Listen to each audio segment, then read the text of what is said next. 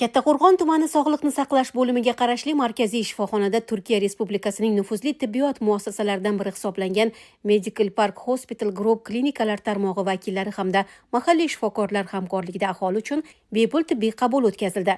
Mazkur tibbiy safar doirasida malakali mutaxassislar kardiolog Mehdi Onach hamda neyrojarroh Doğan Güçlixan tomonidan yurak-qon tomir kasalliklari, neyrojarrohlik va yuqori texnologiyali jarrohlik yo'nalishlari bo'yicha chuqurlashtirilgan tibbiy ko'rik va maslahatlar amalga oshirildi.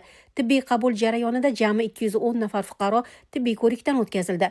Murojaat qilgan bemorlarning barchasida zarur diagnostik tekshiruvlar va laborator tahlillar to'liq amalga oshirildi. Ko'rik davomida aniqlangan kasalliklar bo'yicha bemorlarni tuman markaziy shifoxonasida, shuningdek viloyat va respublika ixtisoslashtirilgan tibbiyot muassasalarida yuqori texnologiyali operatsiya va zamonaviy davolash muolajalarini tashkil etish choralari belgilandi.